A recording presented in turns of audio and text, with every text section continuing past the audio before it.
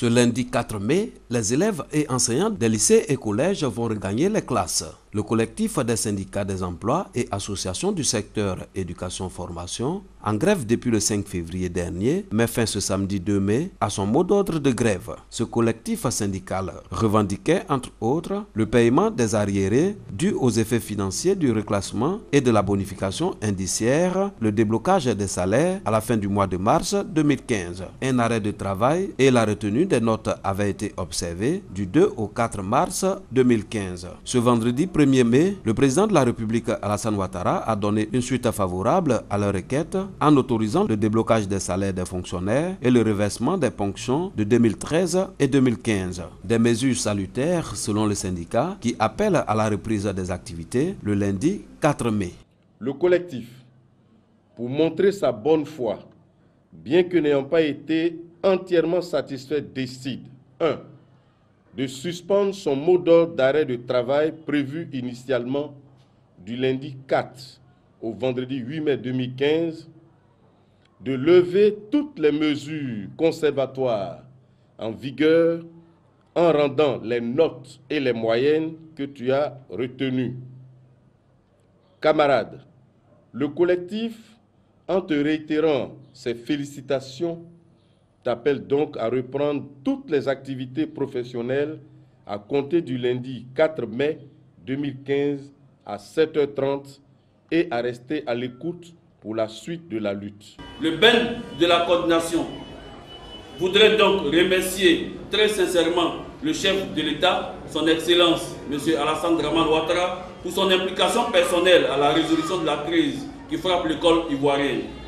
Nous ne saurions oublier Madame la ministre Kandia Camara pour sa disponibilité à toujours trouver des solutions idoines à tous les problèmes posés par les enseignants. Le BEN de la coordination, fidèle à sa méthode de préservation des acquis, invite tous les militants et sympathisants à la reprise effective des cours à partir du lundi 4 mai 2015 à 7h30 sur toute l'étendue du territoire national. Merci au président de la République pour l'annonce du déblocage des avancements prévus cette fin de mois de mai 2015. Lui dit aussi merci pour avoir consenti au remboursement des ponctions sur les soldes. Camarades, le Bureau national de la Fédération des instituteurs pour la revalorisation de l'école en Côte d'Ivoire, en acronyme FIRECI, vous demande de reprendre dès lundi le chemin de l'école afin de pouvoir terminer cette année scolaire 2014-2015 en beauté. Monsieur Alassane Ouattara, président de la République de Côte d'Ivoire, le bureau exécutif national du syndicat national des conseils pédagogiques de Côte d'Ivoire, SINACOPESI, voudrait vous remercier pour le déblocage des salaires des fonctionnaires de Côte d'Ivoire en général et en particulier pour ceux des conseillers de l'enseignement préscolaire et primaire. Vous venez de poser un geste hautement humanitaire qui restera gravé dans la mémoire collective des Ivoiriens. Bonne nouvelle pour les élèves qui vont donc reprendre le chemin de l'école après plus d'un mois de perturbations. Les festivités officielles de la 25e journée mondiale de la protection civile célébrées à Grand-Laou. Et il s'est agi de cerner les contours des différents risques dans le cadre d'un développement qui répond aux besoins des populations d'une part et de revoir les politiques et actions mises en œuvre dans le cadre de la prévention des risques et catastrophes qui menacent l'existence des populations afin d'éviter les situations tragiques comme l'année dernière dans la région du Grand-Laou d'autre part. 25e journée mondiale de la protection civile pour projeter, faire de Grand-Laou aujourd'hui la capitale nationale de la protection civile. Nous visons 0 cas. L'objectif est qu'il n'y ait pas de victimes humaines des pluies que nous allons connaître à partir de la mi-mai. Heureux d'accueillir cet événement dans sa cité, le maire du Grand-Laou a traduit sa reconnaissance au chef de l'État Alassane Ouattara et au ministre d'État, ministre de l'Intérieur et de la Sécurité Ahmed Bakayoko pour les efforts accomplis pour le bien-être des populations de Grand-Laou. La sensibilisation va se faire tous les jours. Mais aujourd'hui, la lutte, la prévention et la lutte contre les catastrophes nationales devient aujourd'hui un métier. Et par rapport à ça, il y a des actions qu'il y a à mener. Et à ce niveau-là, nous nous engageons avec les populations et tout le monde pour que cela soit une réalité sur le terrain. Une initiative saluée par le représentant du ministre d'État Ahmed Bakayoko. L'objectif, sensibiliser pour que les catastrophes ne surviennent pas, sauf les catastrophes naturelles. Une table ronde des visiteurs du débarcadère de Dobosan, du village de Brafedon et du sous-quartier Ravin ouest de la ville de Grand Laou ont constitué les autres étapes de cette célébration. Magbe Karabouali souffre d'un traumatisme crânien. Nogadion Dosso, enceinte, souffre également d'un traumatisme crânien et a même perdu connaissance. Aïcha Bamba, quant à elle, a le pied gauche fracturé. Ces 3 commerçantes de la commune d'Abobo blessées sur les 6 enregistrés sont les cas graves. L'origine de leur blessure, c'est le mur qui s'est effondré ce matin aux environs de 8 heures, non loin de la clôture de l'hôpital général d'Abobo Sud. Un mur construit par les commerçants eux-mêmes. C'est mis de l'hôpital, c'est ça qui est tombé sur nous. Et ma poisson frère.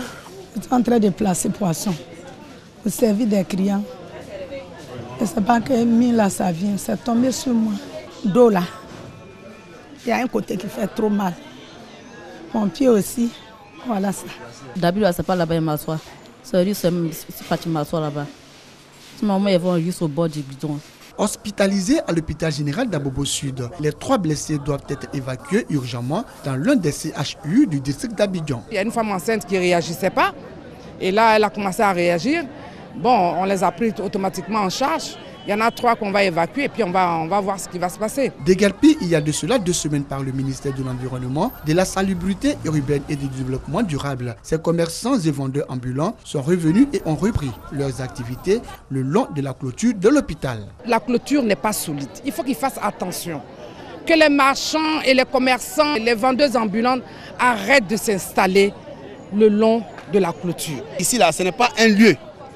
Vu les dangers. C'est pour ça que nous, on leur a dit de ne même pas s'approcher du mur.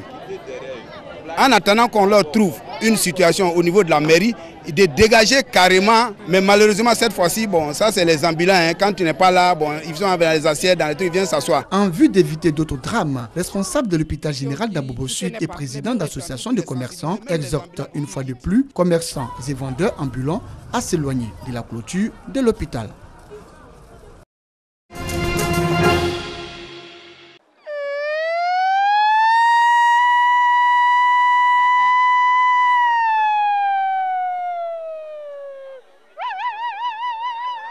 Elles peuvent sonner les sirènes pour les 72 heures du livre de Conakry.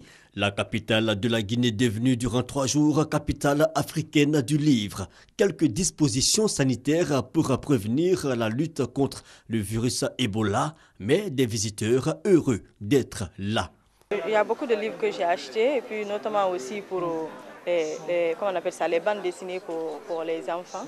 Et puis quelques romans africains, puisque moi c'est ce que j'adore, les romans africains. De bonnes affaires, des livres à l'appel, des conférences, débats et autres échanges. La Côte d'Ivoire, pays invité d'honneur, est bien présente. Nous avons 8 écrivains qui sont là, des auteurs qui publient dans le champ de la littérature générale, la littérature pour enfants. Nous avons des auteurs significatifs. Des auteurs significatifs, Frédéric Gramel, Constance Komara, Foi de Saint-Sauveur, entre autres, mais aussi de jeunes auteurs guinéens venus nouer quelques contacts. La multiplicité et de la pluralité des ethnies, l'acceptation de cette diversité. J'ai eu l'amour de l'écriture depuis que j'étais encore au collège. Par rapport à l'armée, ça s'est venu spontanément. Des écrivains, mais aussi des journalistes en devenir cherchant de la matière à reportage. C'est dans le cadre des études, on nous a donné un devoir à l'école. Donc je suis venue avec la caméra pour prendre des images et faire un reportage là-dessus.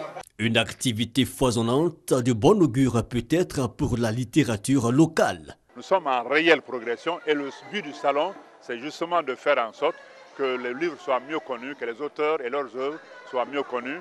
Pour rappel, notons que cette 7e édition des 72 heures du livre de Conakry s'est axée sur la biodiversité. Le thème choisi, livres, sciences, climat et environnement.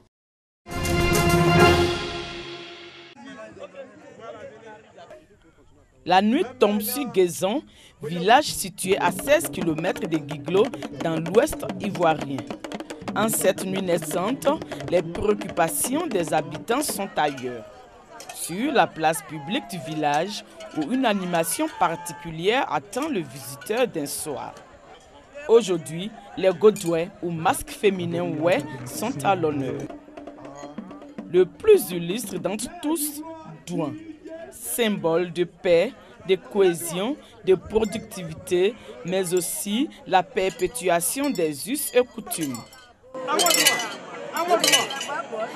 Le nom de ce godouet, c'est Nandouan, qui a hérité de ses ancêtres il y a plus de 30 ans aujourd'hui et qui après 30 ans est en train ici de fêter l'héritage qu'elle a reçu et rassurer les populations qu'elle maintient toujours ce même héritage tel qu'elle a reçu. Les grands mariages, les décès, donc le douan sort pour faire son don, pour nous calmer en quelque sorte, nous dit que c'est la nature, il faut accepter ceci, il faut accepter cela. Le douan est venu pour réconcilier toute la population. Le douan sort, tout le monde doit se mettre ensemble, vivre ensemble, ne plus avoir de rancœur. Des bénédictions pour tous, puis Douan se retire. Sa démarche est majestueuse.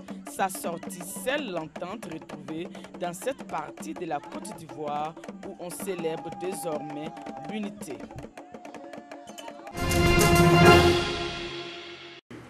Après avoir délivré un groupe de 300 captives mardi dernier, l'armée nigériane annonce une nouvelle libération de 234 femmes et enfants effectuée jeudi dans la forêt de Sambisa au nord-est du Nigeria. Tous otages du groupe islamiste Boko Haram et constitués essentiellement de femmes, ils ont été évacués et conduits avec d'autres ex-otages dans un endroit où des identifications sont en cours. Selon un communiqué de l'état-major nigérien, ce sont plus de 500 prisonniers libérés ces derniers jours. L'assaut sur la forêt de Sambisa se poursuit sur divers fronts, a ajouté l'armée, qui précise que l'accent sera porté sur le sauvetage des otages civils et sur la destruction de tous les camps et équipements terroristes.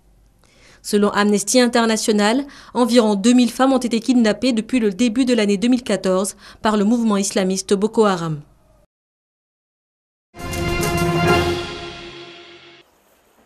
Dix ans de souvenirs pulvérisés par le tremblement de terre. Dans ce village de l'une des régions les plus pauvres du Népal, où les glissements de terrain sont fréquents, 20 personnes sont mortes et plus aucune maison n'est habitable. Cette famille a tout perdu. Ma maison est détruite. Tout ce que je possède est détruit. Je suis triste. Je pense à bâtir une nouvelle maison, mais il n'y a pas d'argent maintenant. Pour l'instant, nous n'avons pas d'argent. Je pense aussi qu'il est difficile d'obtenir un prêt pour faire quoi que ce soit. Nous vivons des temps très durs.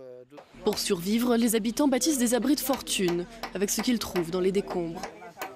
Selon les coordinateurs des équipes d'aide à Katmandou, les opérations dans les zones rurales s'intensifient. Mais les villageois, eux, affirment qu'aucune aide ne leur est parvenue, hormis ces 2 antalgiques distribués par des secouristes japonais de passage. Ils vont vers la colline en bus avec l'aide d'hélicoptères et d'avions, mais notre situation est pitoyable. Personne n'est venu ici. Il n'y a aucune maison dans le village. La plupart des familles ici vivent de l'agriculture. Le séisme les a non seulement privés d'un toit, mais aussi de leurs principaux moyens de subsistance. La plupart des animaux domestiques ont été tués. Les vaches, les chèvres, les poules. Vous pouvez voir que l'élevage des poulets qui était là est complètement en ruine. Pour l'heure, ils font front ensemble, partageant repas et refuges, comme tant d'autres familles dans cette région montagneuse du Népal, où plus de la moitié des 60 000 habitations ont été détruites par le séisme.